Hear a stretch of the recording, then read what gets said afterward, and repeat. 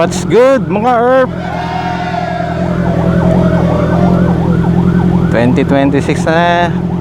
Ito na naman tayo. Gagawa ng mga plano para sa bagong taon. So, kumusta yung holiday nyo mga Earth? Tayo, eto hindi nakapag-ride. At ito yung first ride natin gamit ang ating CBR 650R.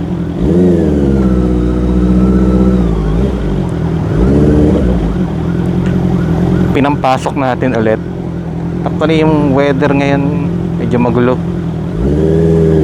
Malamig naman na, pero ayan, medyo nag-uulan, maalinsangan minsan.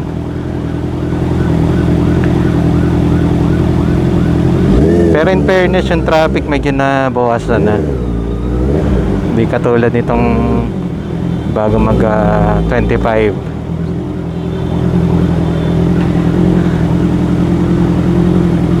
Hindi rin tayo makapag-ride kasi grabe traffic.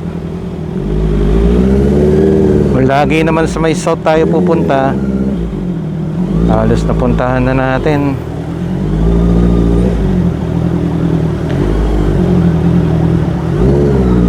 Then kung pa Manila naman, ayun, guls sa traffic. Talagang pila. Mantakin mo mga Earth, Bukal to Pansol, Bukal bypass yun sa may crossing. Tapos kung saan ka man sa Pansol, 3 hours. What?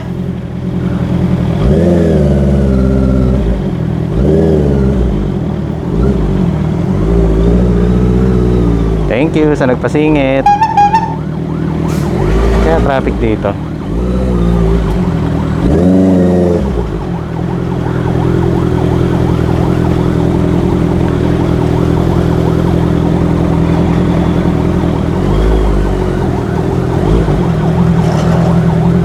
Dito ako tinuro ni Google Maps 6 minutes slowdown lang daw. Kasi alam niya naman sa halang kaganitong oras.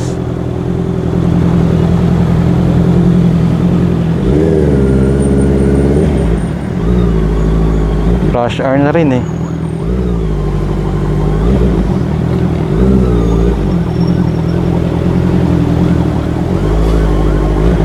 At least dito sa bypass na tayo lulusot.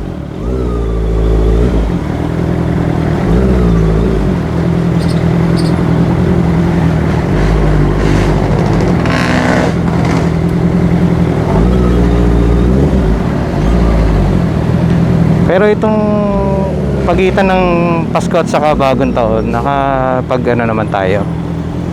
Hindi siya right, but travel with family by land.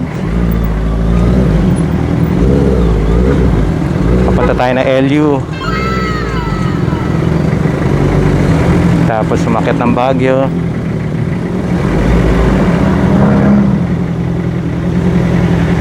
Diba yan mga vlog natin, matraffic.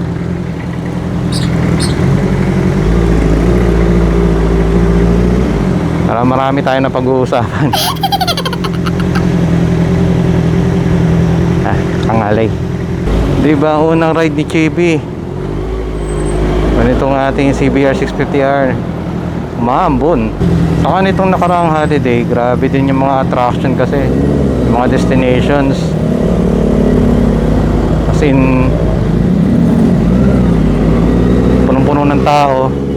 So, isipin yun, parang hindi nyo rin ma-appreciate yung lugar. Masyado maraming crowded ba.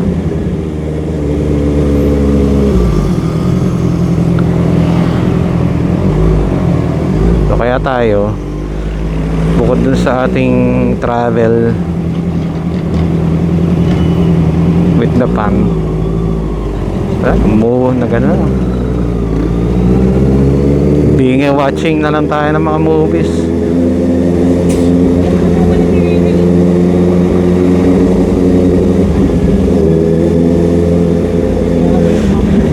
So today is Monday.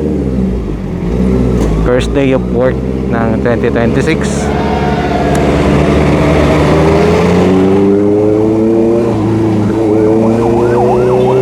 Pauwi ng bahay. Galing na tayo ng trabaho. Kanina umaga di na ako nag-vlog kasi baka malate pa tayo eh. Ooh, full yarn. It's the motherfucking Eagle Double G. Snoop Dogg.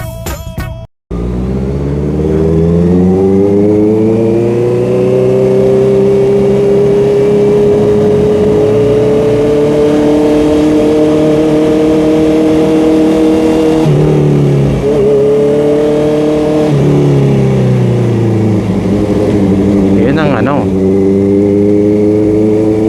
hindi nagpaputok pero sabog.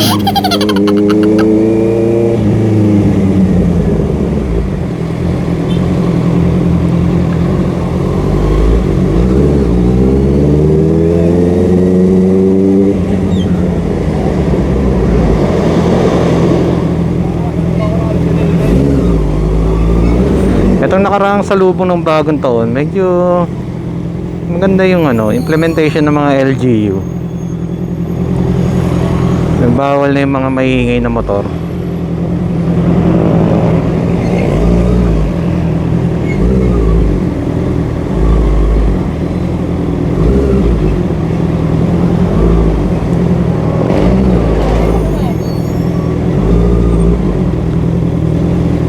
Pero nung mga 11 PM, yan.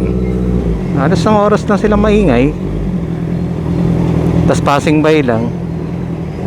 Bomba-bomba. Hindi katulad dati. Alas 9 pa lang ng gabi, parang kala mo nasa motor show ka.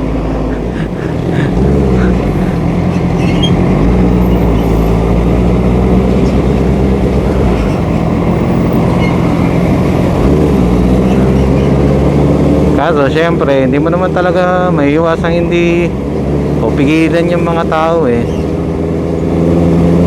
Kasi pinagbabawal na rin yung mga paputok. 'Di ba? Eh, hindi naman lahat ng LGU merong ano, fireworks display. Katulad sa amin, wala. Although hindi naman totally na-ban yung mga paputok.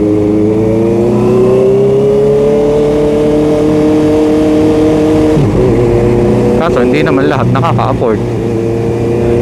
Kaya kung meron kang motorsiklo na luma, hindi mo naman pinang-araw-araw, mga naka-ano lang,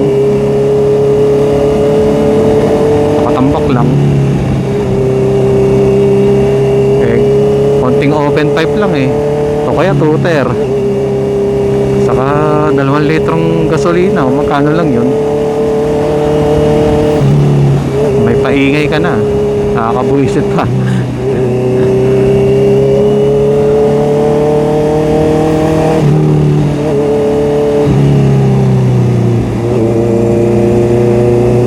Kaso yung mga netizens, tawag nila ano, tambot yan ng kahirapan. Naman siguro, pagiging practical lang talaga. Pero kung gano'n namang baga nadidisiplina, na-organize, okay na din.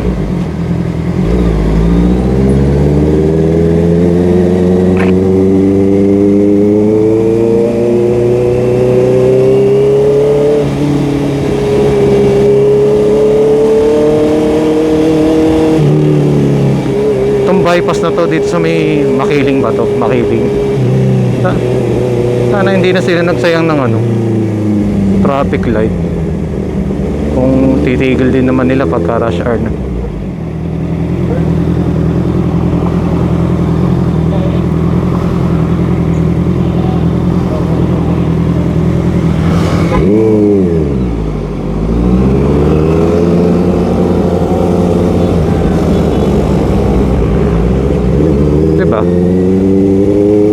Katulad nan, Nag-a-assist pa rin naman yung mga enforcer. Di ba sana kung hindi investment yung ano, traffic light. Eh kapag hindi naman rush hour, hindi mo naman kailangan ng traffic light yan. Baka nga mas nagpapalala pa ng traffic yung traffic light pagka hindi rush hour.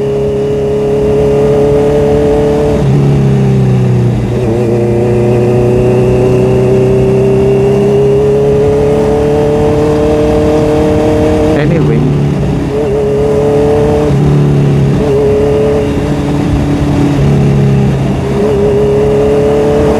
may 2 cents na.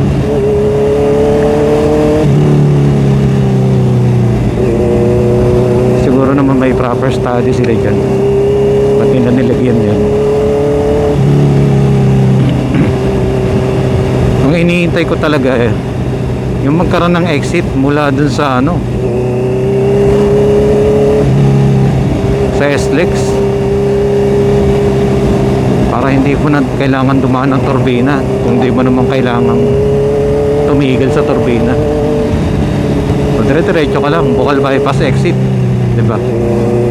Yung sana magandang ginawa nila dyan. Nabalita na yun dati.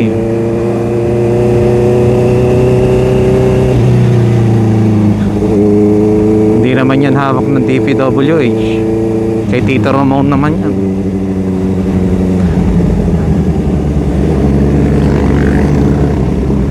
Shoutout po Tito Ramon. Baka naman 1 year passes sa SLEX.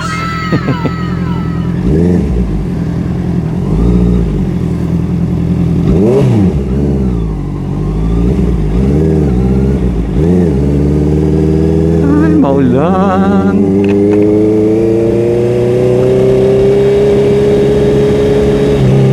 Ano ba yan, Chibi? Maglilinis na naman tayo. Isang ka na nga lang lumabas.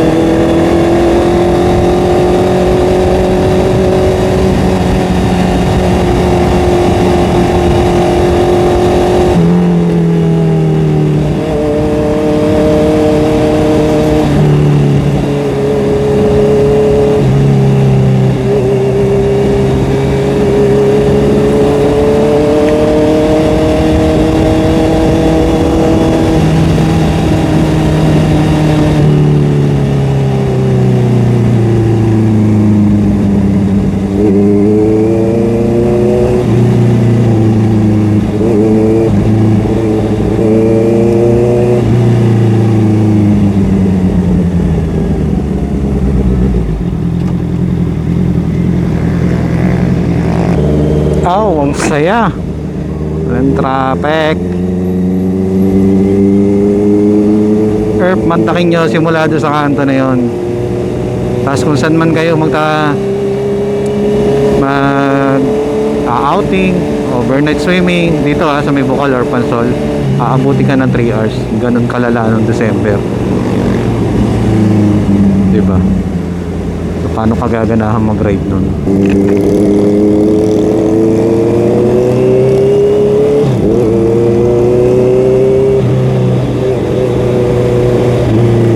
So eto na, ano pong mga plans natin ngayon 2026? What?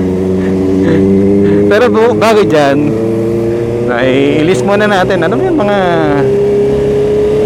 upgrades natin ngayong 2020, nung 2025 dito kay JB ating CBR 650R. Actually isa lang.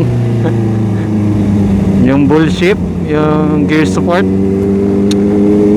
replica siya ng race torques. Kung may idea kayo, so yung main purpose ng gear shift support is malesen yung misshifting, yung yari nasa high gear ka, biglang pag shift mo nag-neutral, ganon. So nangyayari sa atin yon. Minsan ang isa pa, hindi siya kumakagat yung, kasi meron na tayong quick shifter. So minsan hindi siya kumakagat. Yung alam mo yung parang tumutukod lang, pero hindi siya pumapasok. Kunyari from 3 to 4, hindi siya papasok ng 4, nasa 3 pa rin, tapos masakit sa paa kasi hindi siya pumasok yung gear, ganon. Ang reason nun, yun kasing parang gear shaft na meron siyang gap dun sa kanyang butas. Ewan ko kung butas ang tawag ng basta. Siyempre gear shaft, yun yung papasok dun sa mismong transmission, tapos meron siyang nakausing konti sa labas para dun kumapit yung yung pinaka gear pedals mo, ganon. Hindi ko lang kung tama yung mga terms natin, basta yun na yun. Pag nagmomotor ka, alam mo yun. Kasi syempre sa 4 wheels, cambio ang tawag, diba? Shift knob. Pero dito sa motor, shift pedals. Yan ang alam ko by stock knowledge. So yun, yan na ng in-upgrade natin dito kay JB. May umpisa pa lang naman nung makuha natin tong CBR 650R. Hindi naman tayo naglalagay ng accessory na hindi essential. Kasi ako din naman nung masyadong maraming accessory sa motor, sa sasakyan. Sakto lang, essential pa rin.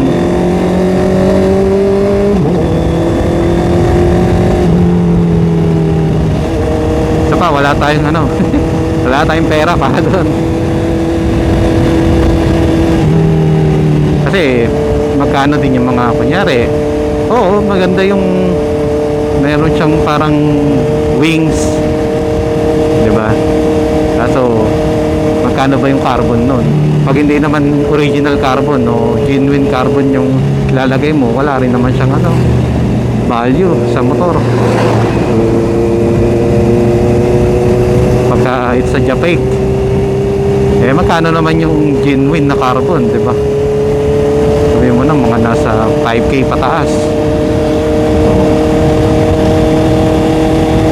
So yun ang upgrade natin ngayon 2025.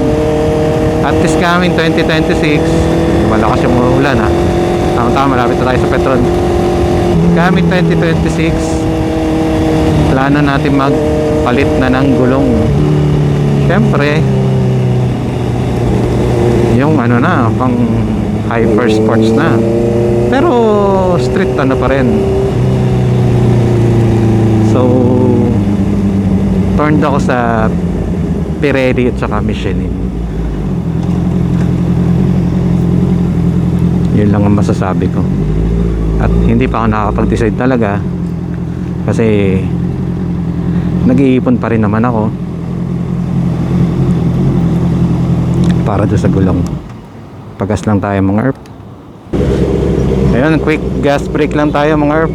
Chill ride lang tayo mga ERP kasi basa ang ating kalsada. So isa yan sa reason kung bakit tayo ay magpapalit na ng gulong. Kasi technically 3 years na rin naman tong si Chibi. March siya na-acquire nung unang may-ari. Pero syempre production date di natin masyadong sure. Sa pa medyo marami na rin bukol yung gulong.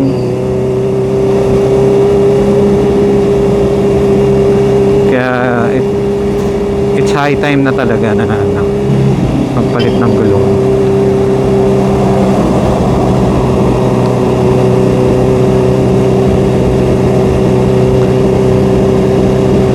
And then second, sa mga events, syempre ang inaabangan ng lahat yung Makina Motor Show. At sa balita ko ngayon, base naman sa mga sinasabi ni Sir Sak, in grande itong Makina Motor Show ngayon, gawa ng 10 years na sila. Actually meron na rin siyang pa-event sa Visayas at saka sa Mindanao. So hindi lang dito sa Luzon na lang Makina Motor Show ngayon 2026. So we'll see kung makakapunta tayo doon. Hopefully.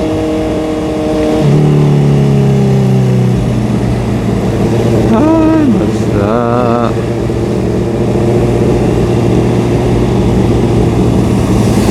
so for now yun muna mga ERP. Hindi ko natatagalan tong vlog na to kasi ang hirap mag focus sa sa vlog tapos na basa yung kalsada. And then rush hour din. Sana hindi tayo matraffic sa LB. Currently nandito tayo sa may Eldridge at ang time 5:30. Palamig pa ang panahon mga ERP. So sana riding season na talaga. More rides to come. Sa mga nagbabalak dyan na mag-upgrade or kumuha ng motor this year, congrats na agad sa inyo.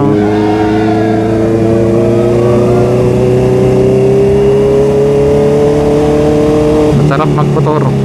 Bye bye mga ERP. Ganito na lang ang vlog natin. Ride safe. Salamat. Babush.